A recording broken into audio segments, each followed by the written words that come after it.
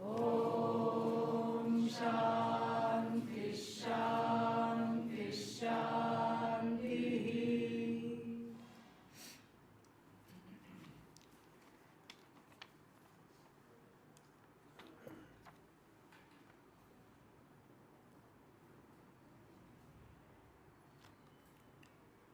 What is the difference? Please tell between a jnani and a jivan mukti, jivan mukta, jivan muktah or jivan mukta if it is a female.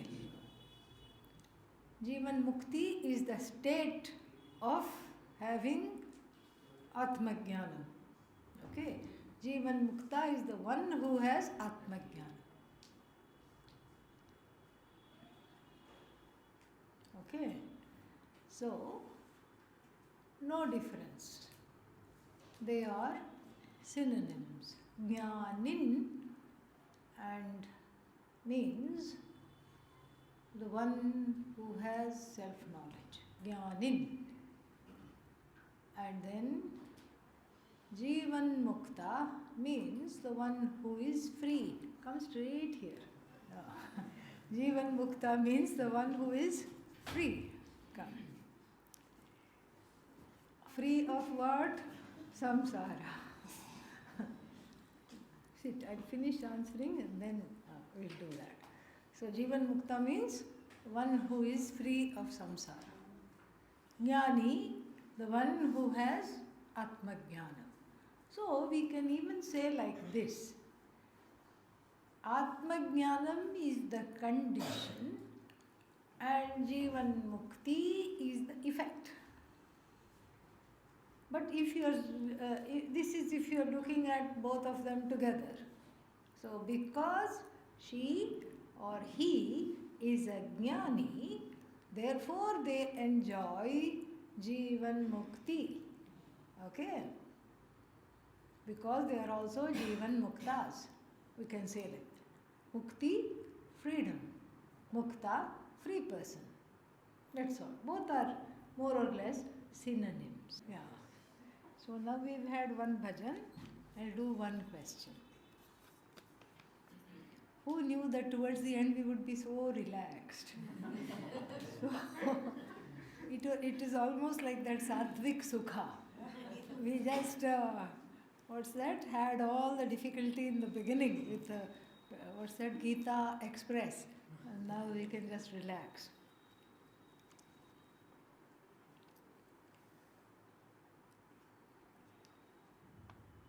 What are some of the most common pitfalls for people who have studied Vedanta but who are not able to assimilate the knowledge and wheel back into the samsara spiral?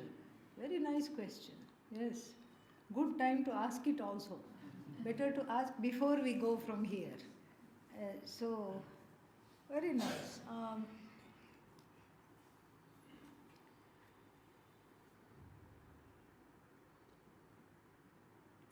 Most common pitfalls. The Samsara Grind is very, very, very strong. It is stronger than a magnetic force. While one is here, one starts to think, I don't know how I will adjust back where I came from. Everything about me is so different. I am a new human being. And all of that is true. One is not deluding oneself if one indeed thinks that. But there is something about the pull of the familiar. It starts very, very slowly. Oh, a little bit here, a little bit there, a slackening here, just easing there. And before we know it, there is less and less Vedanta, at least that is coming into expression, and more samsara in me as me. And so one has to be one has to have a gentle vigilance. This is the rather than addressing the pitfalls, because that is just such a gloomy topic, right? Yeah, it's in the pits. So we will look at how to maintain what I have received here, how to maintain the changes, how to just enhance my transformation. That this Vidya, this deep immersion into the Vidya has given me. We will look at it like that. So the first thing to do is to have some routine. Everybody has said this. The ashram works because it is a routine. And it's a love-hate relationship with the routine. I hate it, but I know I need it. This is what it is. And if you can keep some kind of a comfortable routine in your place, that is how you make your home into Om. You make the home itself into an ashram. You know, our one of the people who used to come here, Dr. Neera. Do you remember her? Yeah. So she had to leave for some reasons, but every day she wakes up at 4 o'clock. And every day she just listens exactly at the same time and has made her life in a certain way just like this. She said that's the only thing that has helped me to assimilate the knowledge. She listens to all the classes and that routine has helped her. Of course, her husband was very disappointed because he thought, oh, she's at the ashram, now she's coming back, I will see more of her. But in fact, he told me that he sees less of her. So, our Dr. Neera is a good example. And like this, some people who have in fact done Pujya Swamiji's 3.5-year course at home. They have made not just Gita home study, Kathopanishad home study, Kenopanishad home study, Taittiriya Upanishad home study, everything they have studied along with Bhashya, all because of this routine. So if you have to go back to work, or if there are other duties, etc., that call out to you, obviously that's not a very good idea to have that kind of a routine. But then we have to have some kind of a routine with which we are comfortable. It's the only saving grace. In the beginning it feels like, why? I mean, it feels like a sham. What's wrong with me? I'm not at the ashram anymore. I have to play, I have to do things, I have to be spontaneous. And this is all just the ragadveshas, RDA, ragadvesha ahankara complex talking. That's all it is. So we don't listen to them. We don't listen to this trio which is full of mischief and trouble. So we just tell them, please keep quiet, I have to do this right now. So some routine for the daily anushtanam, that is, some kind of a routine which involves listening to somebody in this parampara. Any Swami, anybody in this parampara you listen to, you will not go wrong. Absolutely. So you listen, and then it helps to take up one text at a time and finish that, because there is a sense of accomplishment. And then you can go on to the next and next. If you forget, don't worry. Don't try to memorize. Just keep looking for patterns. That really helps. Vindate. Today we were talking about that in the class. Where did I hear Vindati? Vindate. Where did I hear? Oh, okay. Maybe it was in Bhagavad Gita. Okay, no, not. Maybe it was here. Maybe it was there. So we just make those connections, and then it comes. Then the second thing, which is really, really helpful to keep in the Shastra, take a deep breath, is to memorize the Bhagavad Gita. Yes. You just chant one shloka per day. I'm not even going to say one chapter a day. One shloka per day. And in 2 years the Bhagavad Gita is memorized. That's it. And if you can do 2 shlokas per day, it is memorized in 1 year. It's amazing. This is for people who are not familiar with the language. For people who are familiar with the language, just keep chanting 1 chapter a day. At the end of 18 days, go back to chapter 1. That gives a certain familiarity with what, because the Bhagavad Gita is our intimate teacher. She is our mother. She is really the guide, and she helps to assimilate this knowledge. The Upanishad will say some pithy sayings and go away. Yasya matam, tasya matam, matam yasya na vedasaha, avijñātam vijānatam, vijñātam avijānatam. And what's the translation? The one who knows does not know, and the one who does not know knows. It is known to the one who does not know, and it is not known to the one who knows. When you scratch your nose as a result. Upanishad, it does not, unless you've really studied it for a length of time, the Bhagavad Gita speaks easily. She is very, she speaks in volumes, she just gives of herself, she speaks in a way that is very, very accessible and easy to understand. And when you memorize, the words start to light up.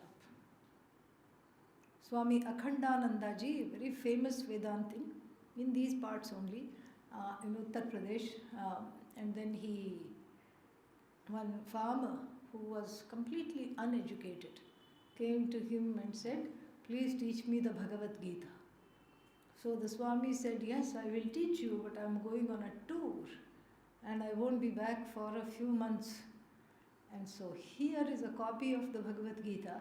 Keep reading it every day. When I come back, I will teach you." The farmer felt very ashamed to say that I have not even seen the face of a school, let alone read Bhagavad Gita. I don't know nothing. He felt so mortified. He said, "One thing the Swami is asking me to do, I cannot do." He received the book with utmost Shraddha, and then he promised himself, because he had seen people read it, and people would read like this with their fingers. So he too said from the beginning, Dharma Kshetre Kur Sanjaya Uvacha, Dharma Kshetre Kurukshetre Dhritarashtra Uvacha. He just kept on following the print with his fingers, and kept doing that. When he came to the end, he started in the beginning. And then the Swami came back, and he had an audience with the Swami, and then, "Let me see your book. Have you been reading the book?" He's hanging his head in shame. He doesn't have anything to say. Just gives the book. Swami sees it has been completely loved up. All the print is just almost gone. "Show me your finger." It's black.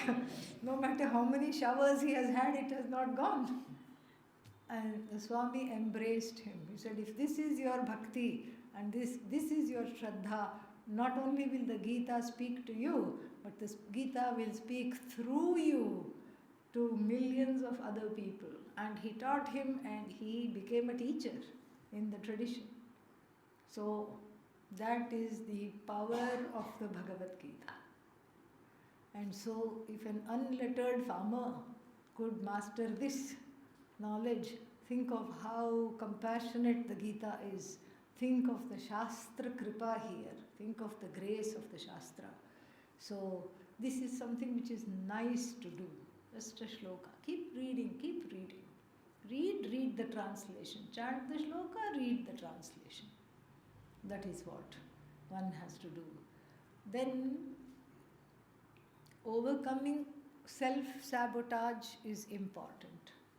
Self-sabotage means I'm sitting on the branch of a tree and then I'm sawing off the same branch.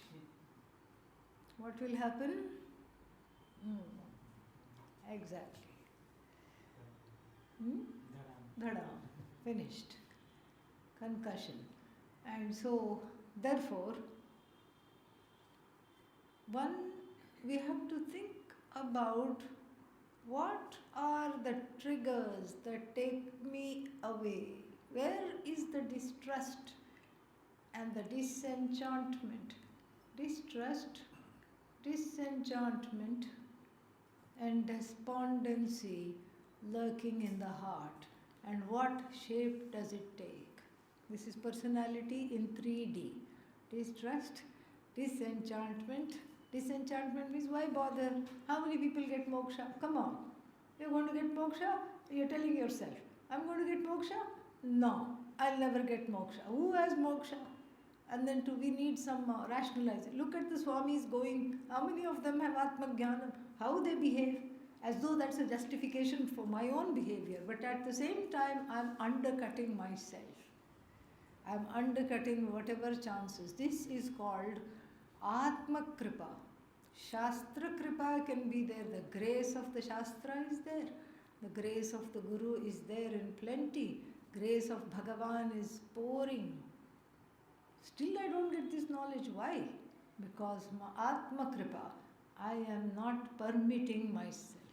I have to have that final grace without which the assimilation does not take place, or it kind of pretends to take place, and then it just, one gets in one's own way. So to keep the Shraddha fire burning, to keep the bhakti, lamp lit, this self-sabotage must be overcome. So what to do is the best thing to do is, of course, Shravanam and Mananam and all helps, but find out books of life stories of various saints, saintly people. They can be mystics.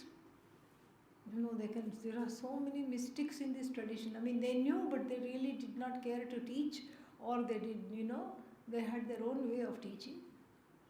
There are mystics in the tradition. There are teachers in the tradition. There are saintly people who sacrifice their whole life for the service of the people, the common people. There are those people in the tradition. And those stories are very, very, very, very inspiring. And it's not heavy reading. It's not like, oh, I'm reading the Anandagiri Tika to the Keno Upanishad Vakya Bhashya. No, that is heavy reading. This is nice. It is inspiring. And then you see how they grew up. You see what all the difficulties they had to undergo. And our own difficulties becomes in perspective. This is a very nice thing to do, to not come under the self-sabotage, to not start to feel sorry for oneself. As soon as one is feeling sorry for oneself, look at some life story of a saint. You don't even have to buy the book, it's all on the internet. There are photos, there are stories, there are whole stories you can download. And you can just read a little bit every day. It is very, very, very nice. It keeps one on track. Then finally, this is at the level of our behavior.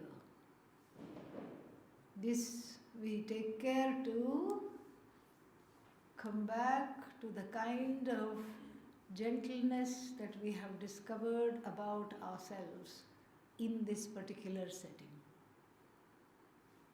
Just outside the ashram, people will be screaming just to say one point.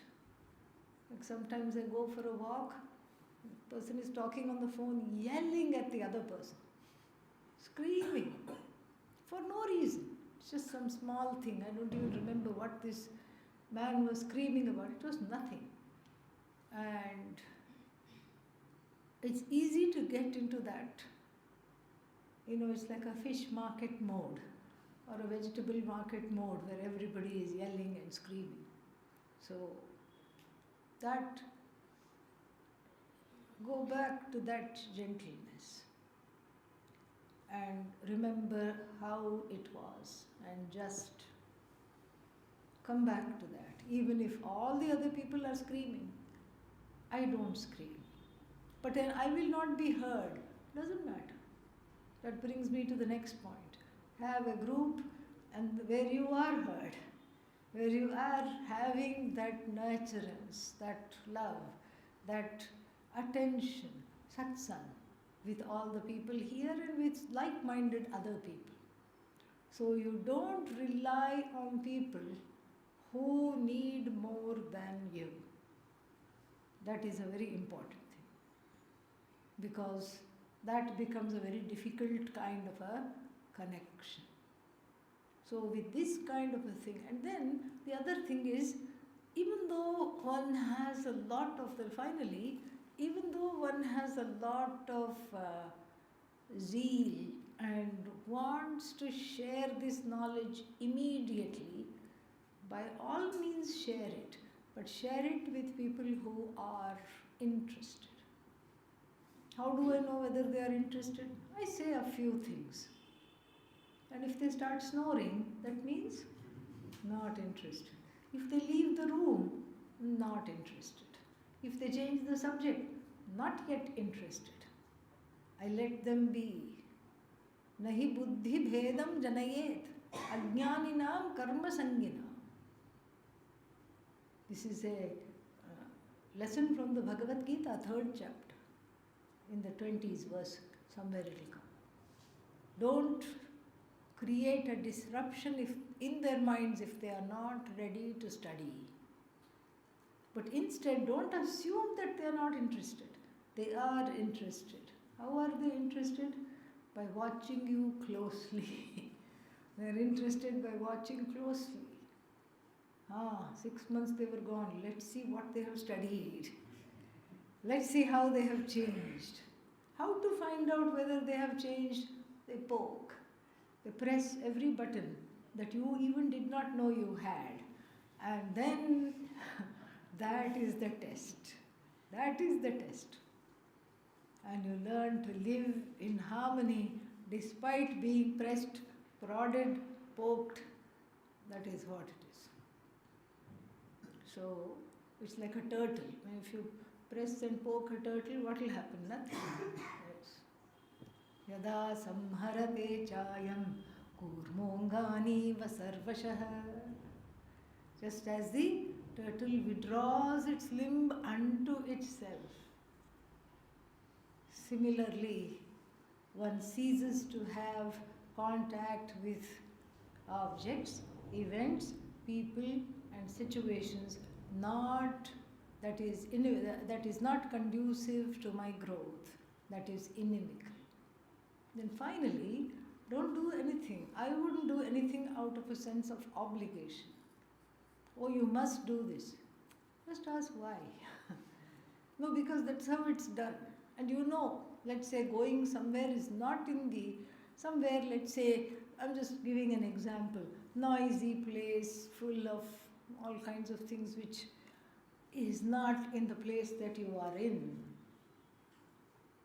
You don't have to go.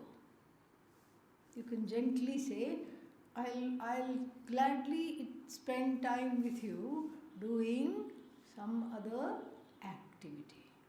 Let us choose something that we both can do. This would be some of the ways. To stay focused, to stay with the knowledge always. Meditation also helps. There are lots of Pujya Swamiji's meditations on the internet. Just put it on and listen. That will really help. Who is going to sing? One question, one bhajan. Bhajan time. Come. You? Janhavi? Yes. No. Everybody thinks that.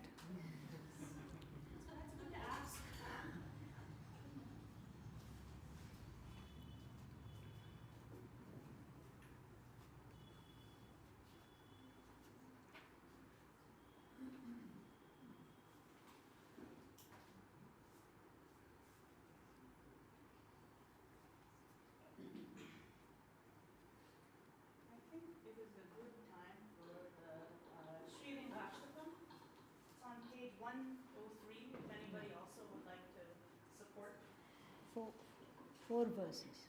Yeah. 103.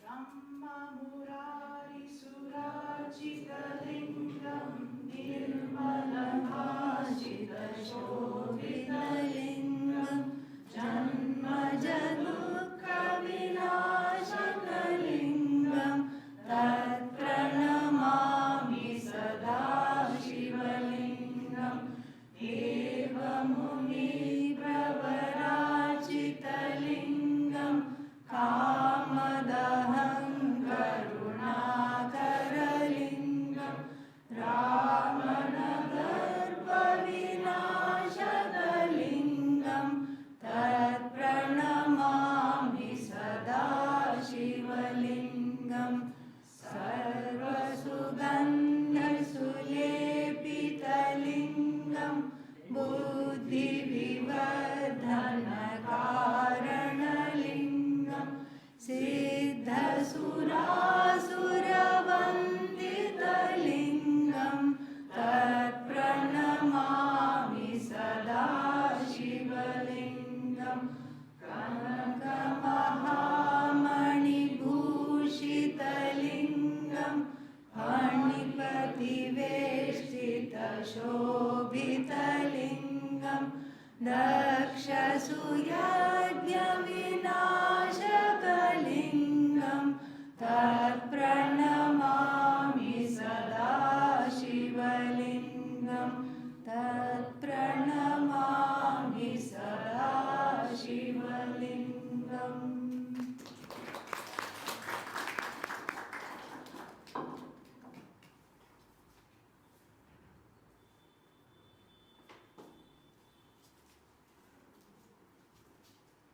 How to understand Swadharma?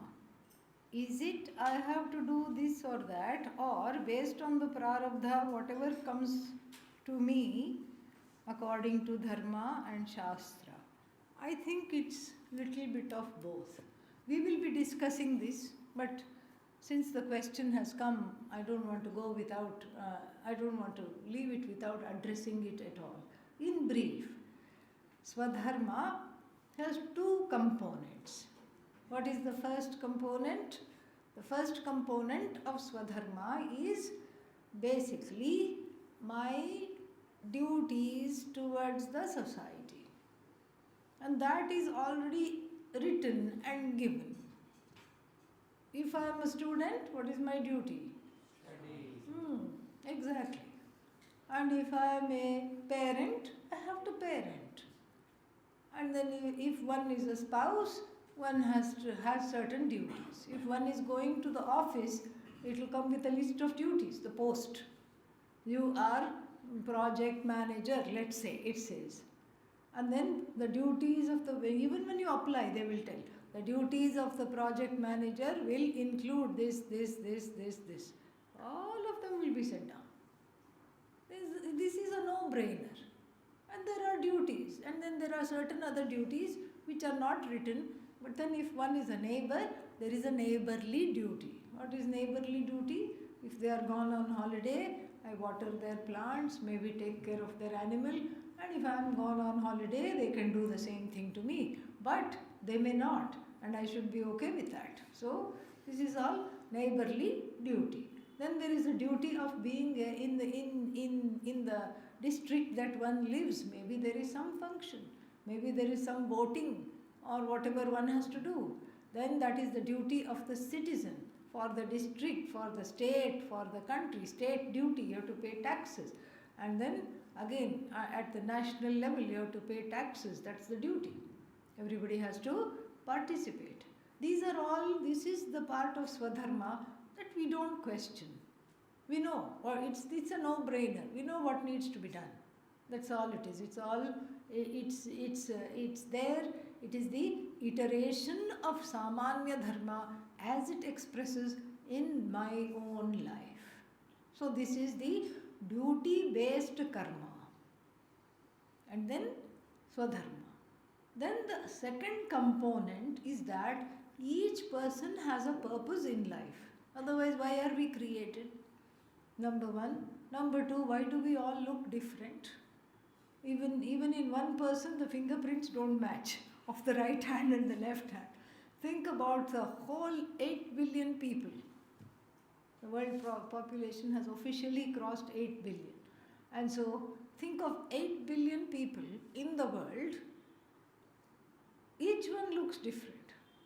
Each one is of a different face cut, different height, different hair color, different skin color, different weight, different everything.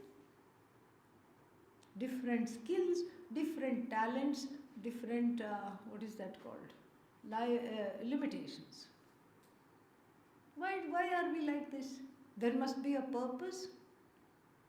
If the whole point of life is afterlife, then what am I doing here? Is this a bus stop or what? The point of life cannot be afterlife. I'm not waiting for afterlife. If afterlife was the point of life, then what was there previously? Afterlife. So that was before life. So from before life, I should have directly gone to afterlife. Why am I here? There is a reason. There is a reason I'm born to this parentage. There is a reason why these annoying siblings are in my life. There is a reason why I have these particular issues. There is a reason why certain triggers are there. There is a reason why somebody else can sing well, and if I'm afraid even to open my mouth. There is a reason why I can do this well, but nobody else can. There is a reason. Everybody has a purpose. Everybody has a reason why they are born. And so the discovery of the purpose itself takes many, many lifetimes sometimes. And it's okay. It's okay. As long as I'm actively discovering it, then it's okay. If I find it in the next life, no problem. But I should not just waste the life. I should look for it. I should see. Sometimes it takes many false starts. One starts off a certain way, and then sometimes the buddhi goes in some other direction. Starts off a certain way, and I know this, Pujya Swamiji's devotees, they were doing some business. It was going very well in textiles. It was going very, very well. Then suddenly they got the idea. They were they were foodies. They loved food. Suddenly they got the idea, why not open what? A restaurant. Indian restaurant in New York. Why not open a restaurant? And then they wanted to open a restaurant. And they had, the lady in the couple was a very great expert in, what is that called? Accounts and everything. So she drew up, accounting. She drew up a budget, she drew up everything. And the man was very good with, spaces. How much space they need, where will the seating be, where will the place to cook, and how it will all be done, everything. They took it to Pujya Swamiji. And Pujya Swamiji just looked at it, looked at them, looked at the plan, looked at them, looked at the plan, looked at them, folded it, kept it on one side, and said, no. Just one word, no. They said, oh, but, we even have a name for it, Swaha. And then Swamiji said, that's what will happen to your money. That's what will happen to your money. Don't do this. This was just before that financial crash in 2008. Nobody even knew it was coming. Fortunately, they listened. And They saw all the restaurants, businesses, everything around them just fold up like paper houses, cardboard, dominoes, cards, stack of cards. And this is what happens. Suddenly everything is going very well. I want to jump the ship. Oh, but you never say that when somebody says, I was working but I left the work to come to Vedanta. That's different. That's different because that is the only pursuit here. It's not that we are being unfair. So this jumping, because moksha is everybody's Swadharma. Everybody's Swadharma is Swadhyaya, the study of the scriptures, the study of the Veda is everybody's Swadharma. We have to find time for it. Either you make it your only Swadharma or you do other things and also find time for it. This is how it is. And so the second expression, the second, the iteration or the component of Swadharma is discovering in myself where is my calling, and is the calling in keeping with my God-given, and everything is God-given anyway, and my education, which is also God-given, is it in keeping with that? It need not be, but is it in keeping with that? And is this how I'm expressing myself? And it need not be one big thing. I'm going to paint like Monet. Doesn't have to be like that. I'm going to paint Mona Lisa. No, you don't have to be such a big kind of a thing. It can be small, like the nut sitting in place, right? Yeah. That's a very good expression for Swadharma. So that is the second component. So yes, Prarabdha is involved, as we will see, and Purushartha is involved, also as we will see. Discovering contentment through the fulfillment of Swadharma is the way to stay in Karma Yoga, is the way to not waste the spiritual growth and emotional maturity that I have been able to already collect and gather. Who is going to sing?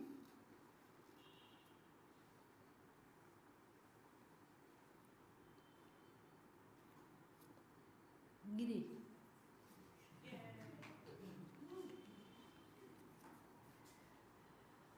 You can off the fan if it bothers. Okay.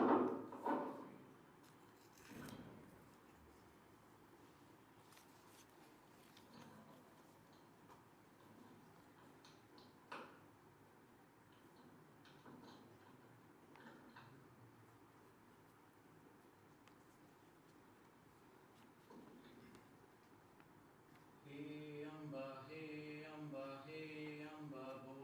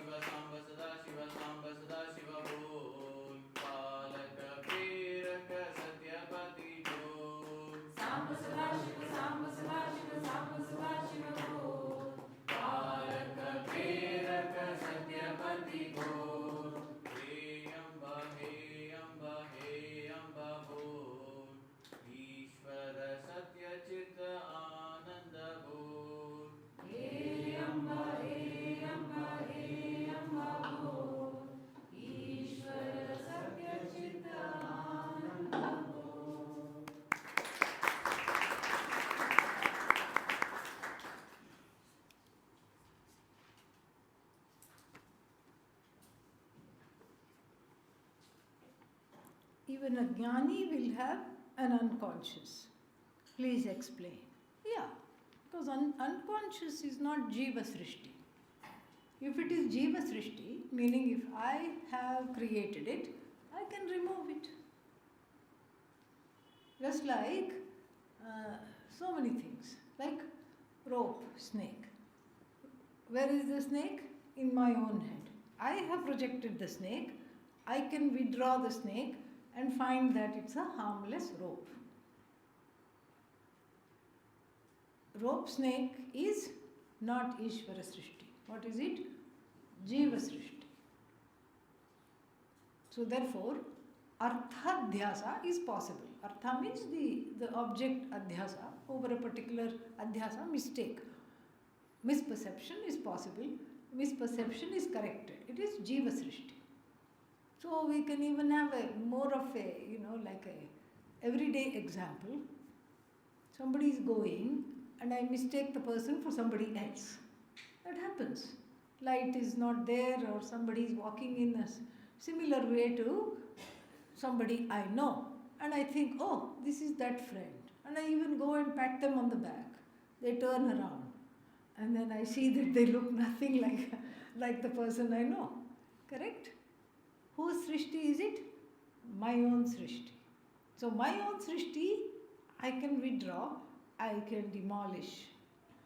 But the unconscious is Ishvara srishti. It has been put there for the protection of every jiva. Where it's a place where the child's feelings are there and the child is not able to feel them, doesn't have the brain development, and so it is kept in abeyance. It is kept in abeyance. It is kept until it is able to address those feelings. So it's just, there is a kind of a veil put on that. So it is a kind of an individual maya, the unconscious. So therefore, I didn't create that. So I cannot remove it. What can I do? I can neutralize its effects.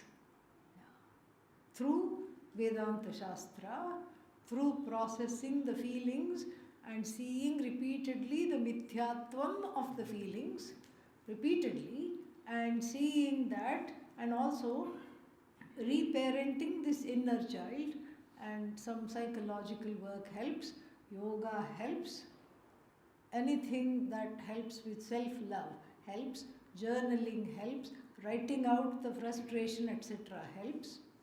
So in the beginning, I don't even know there is a trigger. Suddenly the prasada of the trigger is there. Anger, fear, sorrow, volcano, tsunami. And then with some practice, with exposure to the Shastra, then I see it as it is happening, not after it happened. I say, oh, I shouldn't be screaming, but I am screaming. I shouldn't be so disturbed, but I am disturbed.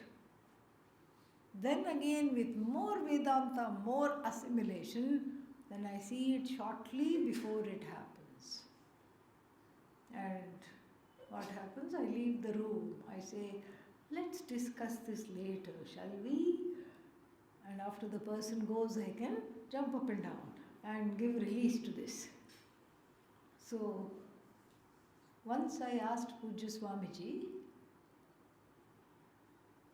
because there was this, in Aim for Seva one time, somebody we did not know very well just took the money that was supposed to be some other helping people or something like that, some project. They just absconded, left. And we were all very upset. So we told Pujya Swamiji, I went and told what happened. And then he said, yeah, not nice. I said, not nice, Swamiji. I said, that's hardly whatever. And then so we just listened. He said, yeah. And then I asked him, Do you ever get angry, Swamiji? And he thought about it, he thought about it, he thought about it.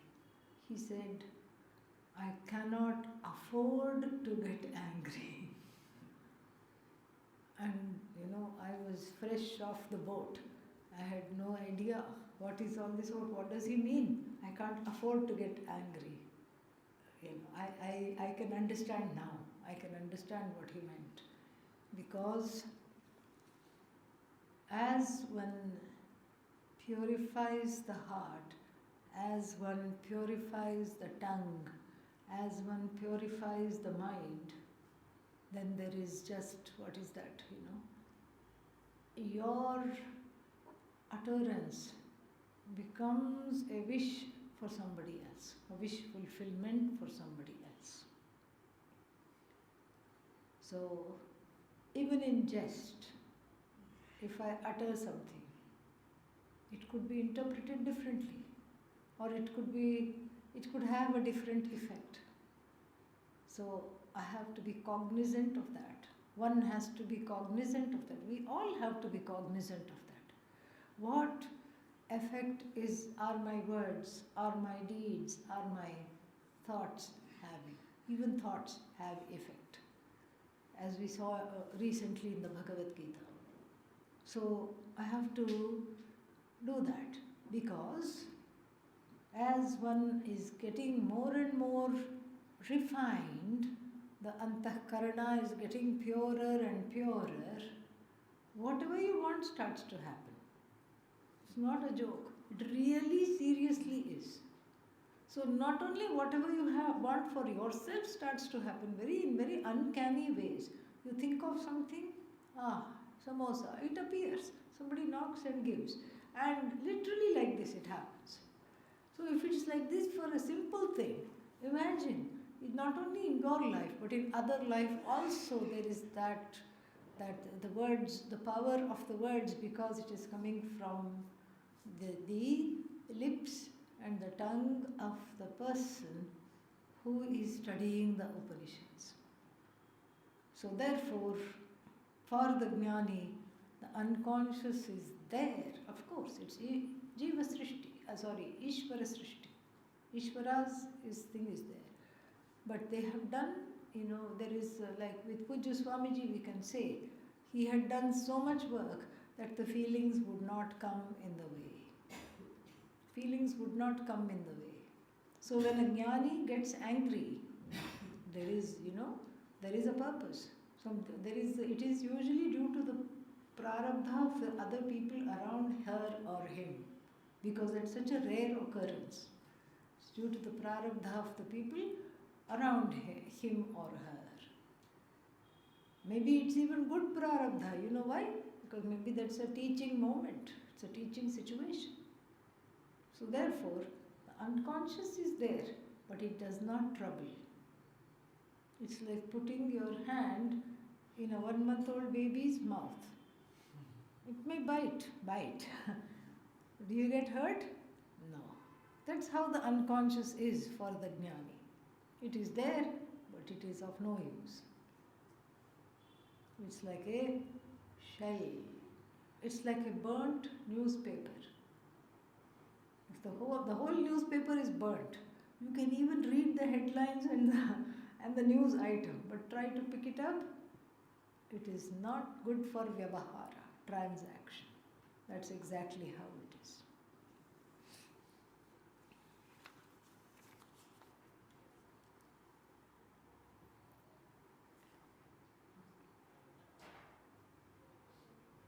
Is there a difference between mumukshu and jignasu? Yes. Mumukshu is the seeker of moksha. What is moksha? Freedom. Seeker of freedom. Jignasu is the seeker of knowledge. Everybody is a seeker of freedom.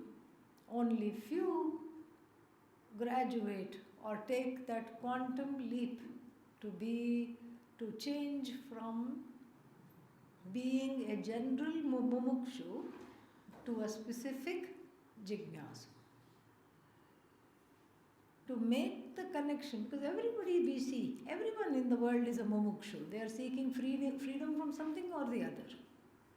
One is wanting to sell their old car. Why? Because it is bekar. And the other one thinks that freedom is in buying the car. Freedom is in getting rid of something. Freedom is in collecting something. Heya, upadeya, heya, upadeya. Everywhere, throughout. Freedom is in doing this. One says, freedom is in not doing this. Another says, same activity. Different definitions of freedom. Everybody is searching for something, they don't know what. For one to make the connection between what I seek, I already am. What I seek, I don't have to manufacture. What I seek is me. Therefore what? Seeking freedom is freedom from seeking.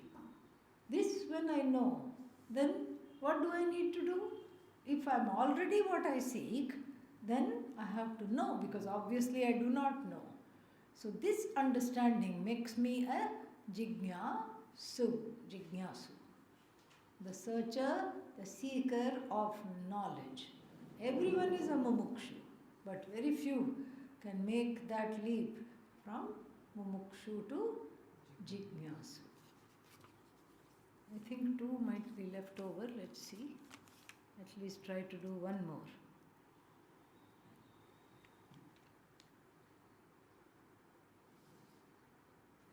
How can there be free will if my choices and actions are other people's prarabdha karma?